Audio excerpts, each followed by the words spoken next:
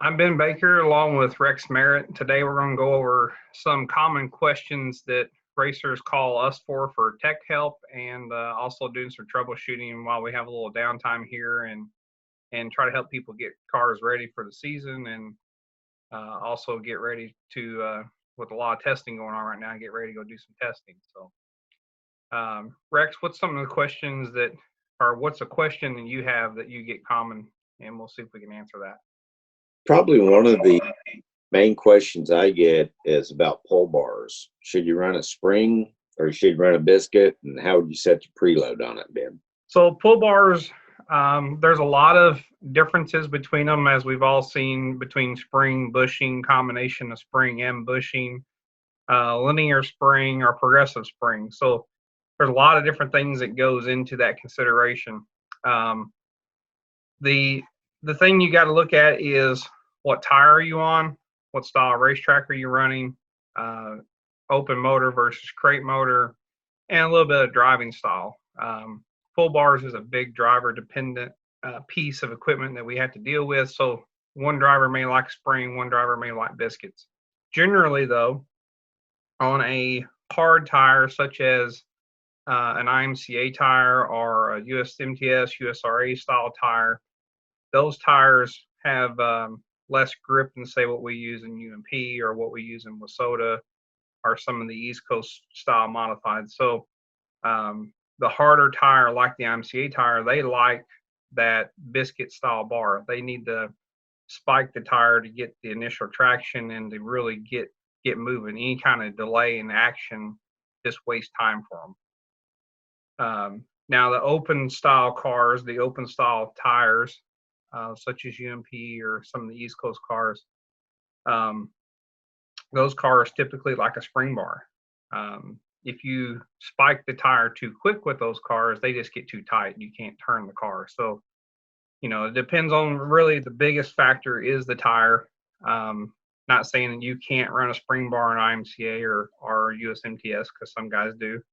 But generally the biscuit bars perform a little better with those tires, and the springs perform better with the open cars. As far as preload goes, in the bushings, we don't do a whole lot of preload on those. Typically, just an eighth of an inch is a good starting spot. If you start seeing where you have too much travel, typically we just step up to the next stiffer bushing to try to limit that travel somewhere around an inch of travel total. As far as the pull bars with the springs, if it's a linear spring, such as like a 1,200 or 1,400 pound spring, typically we're starting on those. About a quarter inch of preload is a good spot to start. If you notice the car is lazy off the corner, not necessarily spinning, but just kind of lazy, like it's got a lot of delay to it, then you can just start adding, 8 to a quarter inch of preload at a time until you get that feel out of it. The different types of progressive pull bar springs out there depends on the preload a little bit. So, for instance, we have two different ones that we use. The softer rate, we'll use anywhere from 3/4 of an inch to an inch of preload in that spring to get it where it doesn't get that lazy feel and gets the traction that we want. Whereas the stiffer one that we have, the 6 to 2,000, that one we typically start anywhere from a half to 5/8 of an inch of preload, and then we can adjust it from there. As far as, again, pull bars is a little bit of a driver's preference. So, if you get a guy that, wants a lot of instant traction, definitely I would recommend going with the biscuit bar. But if you got a guy who wants to try to roll the center a little better, be a little freer to turn on the gas, then the spring bar is a little better for that. Now, if guys run a crate motor or racing a racetrack where you're kind of high RPM, more of a momentum deal, do you think that the progressive spring would work better with a little bit less, since you're not hitting the spike early and you're keeping the motor up on the camshaft, so to speak?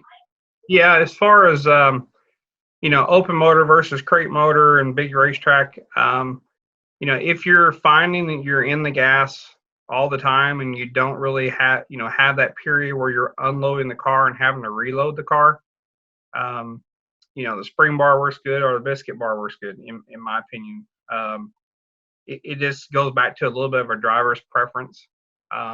if you are finding you're, unloading the car a lot and then having to reload the car a lot, it depends on how fast you want that to happen. So if you have it where you need it to happen instantly, then the biscuit bar works a little better. But if you have it where you want to delay that reaction a little bit, then the spring bar is a little better. For more information on this or any other AFCO products,